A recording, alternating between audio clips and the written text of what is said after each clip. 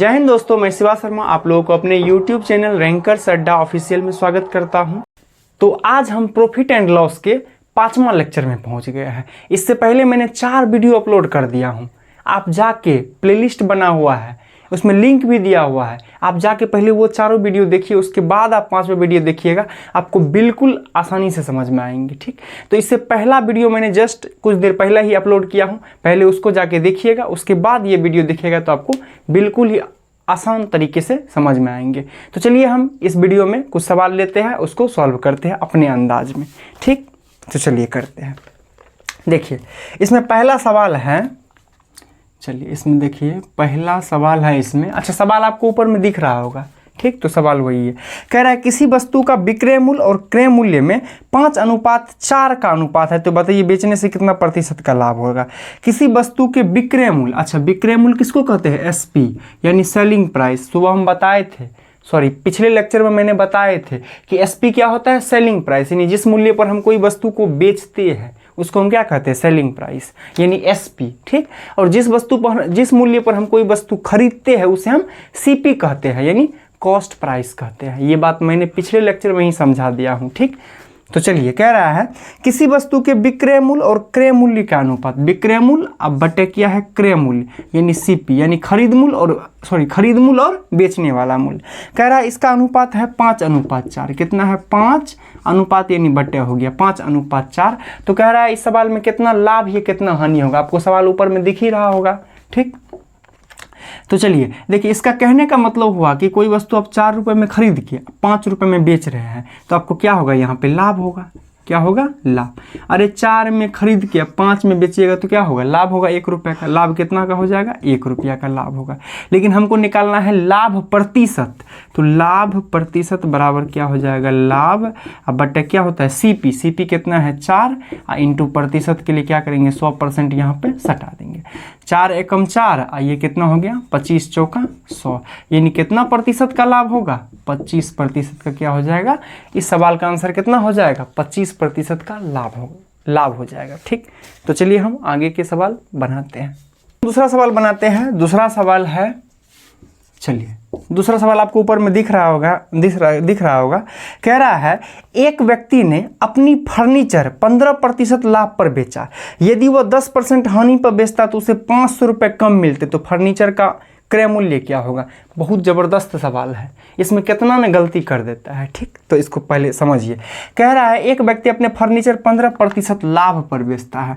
अच्छा, लाभ मतलब हो गया, ये देखिए 15% के लाभ पर बेचता है। कितना प्रतिशत के? 15% के लाभ पर। कह रहा है यदि वह 10% हानि पर बेचता, हानि कितना कह रहा है? हानि कह रहा है यदि वह 10% के हानि पर बेचता ना तो उसको 500 रुपये कम मिलता। तो ये दोनों का डिफरेंस कितना है? 500 रुपये। कितना है? ये दोनों का डिफरेंस है 500 रुपये। अब क्या करेगा? कितना? ये दोनों को घटा देगा, 5% बराबर 500 निकाल लेगा, वो गलत हो जाएगा। ठीक, अच्छा एक बात बताइए, 15% लाभ और 10% हानि, ये दोनों के बीच में डिफरेंस कितना है? ये दोनों के बीच के डिफरेंस को निकालने के लिए ये दोनों को जोड़ना होता है। 15 10 25% होगा। कैसे? देखिए, अच्छा 10% हानि है तो पहले तो 10% माइनस में था, फिर ये गया होगा 0 के पास, और फिर 0 से कहाँ गया होगा? 15 के पास। कहाँ गया होगा? 15% के प्लस में गया होगा, 15 के पास गया होगा। तो ये देखिए 10 ये हो गया और 15 ये हो गया, तो 10 और प्लस ये कितना हो गया? 15 बराबर टोटली कितना हो गया? 25%। तो बताइए ये दोनों के बीच में कितना डिफरेंस है? ये दोनों के बीच में 25% का क्या है? डिफरेंस है। ठीक, तो देखिए कह रहा है 15% लाभ के बजाय अगर 10% हानि पर बेचा जाए तो 500 रुपये कम मिलते हैं, बट यहाँ हमें कितना प्रतिशत का कम मिलता है? 25% का। यहाँ कितना का अंतर है? 25%। और यही 25% जो है 500 रुपये के बराबर है। तो चलिए 1% का मान निकाल लीजिए। 1% कितना हो जाएगा? 500, अब बटे कितना हो जाएगा? 25, यानी 25 से कम 25, अब 25 दूना 50, 20। तो हमको निकालना है क्रय मूल्य, यानी क्रय मूल्य यानी हमको 100%। क्रय मूल्य हर हमेशा अपने आप में 100% होता है, यानी 20 इंटू कितना हो जाएगा इस पर? 100, यानी क्रय मूल्य कितना हो गया? ये 2000 रुपये।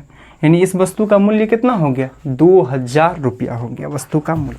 तो चलिए हम आगे के सवाल बनाते हैं। तीसरे सवाल बनाते हैं, आप भागिएगा मत, आप पूरा सवाल अच्छे से देखिए, आपको बिल्कुल आसान भाषा में समझ में आएंगे, ठीक, बिल्कुल आसान भाषा में। चलिए हम तीसरा सवाल को बनाते हैं, ठीक। और तीसरा सवाल कह क्या रहा है वो अच्छा समझिए। कह रहा है एक दुकानदार 6 वस्तु बेचकर एक वस्तु के विक्रय मूल्य के बराबर लाभ कमाता है, तो उसका लाभ प्रतिशत क्या होगा। इसको आप ट्रिक से भी एक लाइन में बना सकते हैं, बट मैं पहले मेथड से बता रहा हूँ, ठीक, उसके बाद मैं भी ट्रिक से बता दूंगा। आपको सवाल ऊपर में दिख रहा होगा, ठीक। कह रहा है एक दुकानदार 6 वस्तु बेचकर एक वस्तु के विक्रय मूल्य के बराबर लाभ कमाता है। इसमें एक चीज देखना है कि लाभ जो होता है वो क्रय मूल्य के बराबर हो रहा है या विक्रय मूल्य के बराबर हो रहा है। यहाँ लाभ जो है ना विक्रय मूल्य के बराबर, कितना, विक्रय मूल्य के बराबर लाभ हो रहा है, तो लास्ट में तो लाभ ही हो रहा है, तो आप लाभ का फॉर्मूला लिख दीजिए यहाँ पे, ठीक। लाभ बराबर क्या होता है, SP माइनस CP होता है। मतलब आप अधिक में बेच दीजिएगा तब ना, कम में खरीदिएगा तब ना आपको लाभ होगा, यानी SP minus CP। SP minus कितना होता है, CP होता है। इसमें कह रहा है कि लाभ जो होता है एक वस्तु के विक्रय मूल्य के बराबर लाभ हो रहा है। लाभ जो हो रहा है ना वो एक वस्तु के विक्रय मूल्य यानी SP, ठीक, एक वस्तु के विक्रय मूल्य के बराबर लाभ हो रहा है। कितना वस्तु को बेचने खरीदने पे, 6 वस्तु को बेचने पर, तो 6 इंटू क्या हो जाएगा ये SP, और जब 6 वस्तु बेच रहा होगा तो 6 वस्तु खरीदा भी होगा, 6 इंटू क्या हो जाएगा CP। अब यहाँ से आप CP और SP का वैल्यू निकाल लीजिए। जैसे देखिए 6 CP माइनस में है, इसको इस साइड कर लीजिए, 6 CP हो गया प्लस में, बराबर देखिए 6 SP इधर है, 6 SP, और ये देखिए SP प्लस में है, इसको इस सेट कीजिएगा तो क्या होगा, माइनस में हो जाएगा, ठीक। यानी हो गया 6 इंटू CP बराबर कितना हो गया, 6 में से 1 चला गया, 6 में से 1 SP चला गया तो कितना हो जाएगा, 5 इंटू SP हो जाएगा, 5 इंटू, इसमें हम गुना में लिख देते हैं, 5 इंटू SP, ठीक। तो आप बताइए CP का वैल्यू कितना हो गया 5, और SP का वैल्यू कितना हो गया ये 6 वाला। यानी हम लिख सकते हैं CP अपॉन SP, यानी CP कितना हो गया, CP हो गया 5 रुपये और SP कितना हो गया 6 रुपये। कहने का मतलब हुआ कि हम कोई वस्तु 5 रुपये में खरीदे और 6 रुपये में बेच दिए, तो इस स्थिति में हमें क्या होगी, लाभ होगी। क्या होगी, लाभ होगी। और लाभ कितना को होगी, लाभ 1 रुपये का हो जाएगा, ठीक। 5 रुपये में खरीदे और 6 रुपये में, आप ही सोचिए ना, 5 में कोई वस्तु आप खरीदे और 6 रुपये में बेच दिए तो आपको 1 रुपये का लाभ हो जाएगा। लेकिन हमको निकालना है लाभ प्रतिशत, तो लाभ प्रतिशत बराबर क्या हो जाएगा, लाभ यानी 1 रुपये का लाभ बटे CP कितना है 5, इंटू कितना से गुना करना पड़ेगा, 100% से। 5 एकम 5 और 5 बीसा 100, यानी 20 पंचे 100, कितना परसेंट का लाभ हो गया, 20% का लाभ हो गया। तो आप बने रहिए, इसी टाइप के और भी सवाल करवाएंगे, ठीक। चलिए हम चौथे सवाल को बनाते हैं। तो चौथे सवाल में है, 3 सवाल मैंने इससे पहले बता दिया हूँ। चलिए चौथा सवाल को बनाते हैं।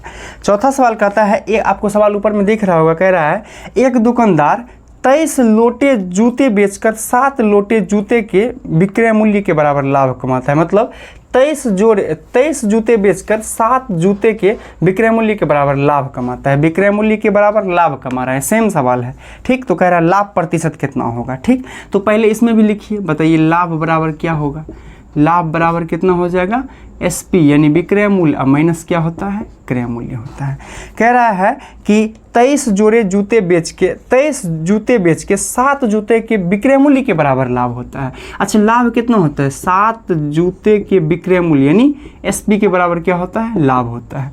23 जूते को बेच के, तो 23 खरीदा होगा 23 बेचा होगा, 23 इंटू SP, जितना खरीदा उतना ही बेचा होगा, इंटू 23 इंटू CP।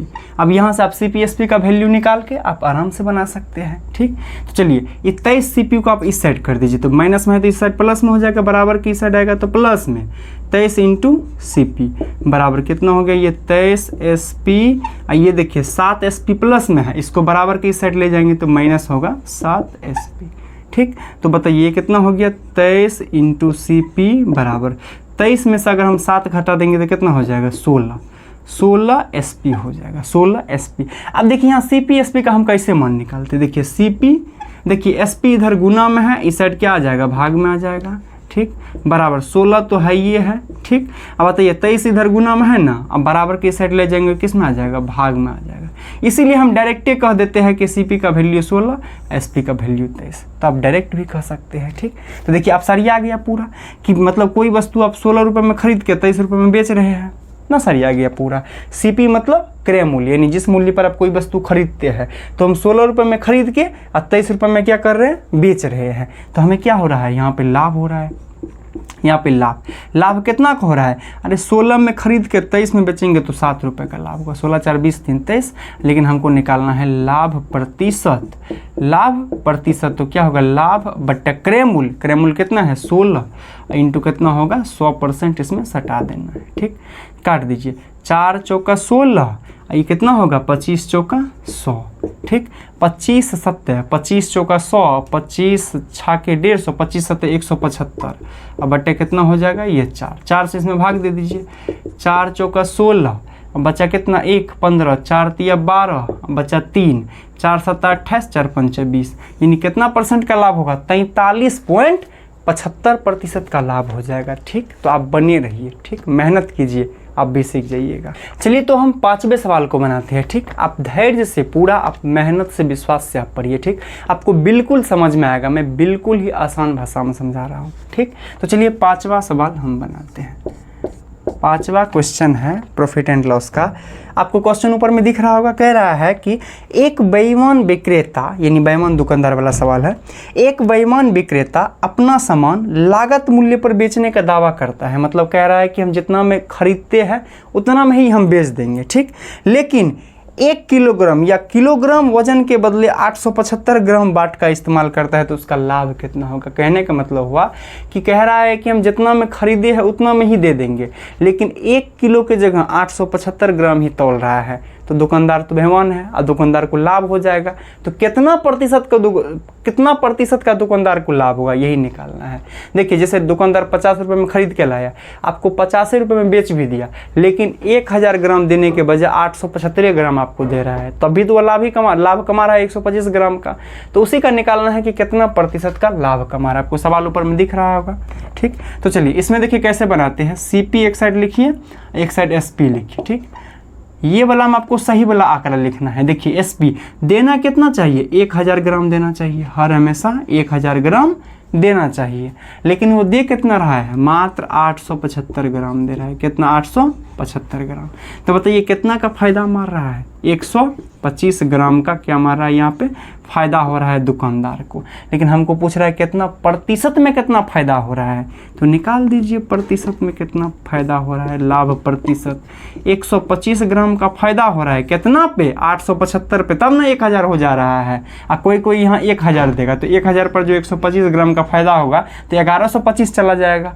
ठीक, तब ध्यान रखिए कितना हो रहा है, 875 पे, इंटू परसेंट मिलाने के लिए 100% सटाना पड़ेगा। ठीक, अब इसको काट दीजिए आराम से। देखिए 25 से कट जाता है, 25 तिये 75। ठीक, अब 75 5 80 और 7 87, यानी 7 5 12 125, 25 5 125, 35 मार्क में कट गया। अब 25 चौका 100, कितना, 25 चौका 100। अब देखिए इसको काट दीजिए। देखिए 5 7 35, ठीक, 7 5 35 हो गया, ये 25 5 125। ठीक, 25 चौका गुना कर दीजिए, अब नहीं कटेगा। 25 चौका कितना हो गया 100, अब बटे कितना हो जाएगा ये 7%। 100 बटे 7% का लाभ, यानी इसको भाग दीजिएगा 100 में, तो 14.1498, 14.2/7% का हो जाएगा इसको लाभ। यानी दुकानदार सेम दाम पर दे रहा है, फिर भी इसको 14.2/7% का लाभ हो रहा है। काहे कि 1000 जहाँ 1000 ग्राम देना चाहिए, वहाँ मात्र 875 ग्राम दे रहा है। यही है बेईमान दुकानदार वाला सवाल। ठीक, तो अब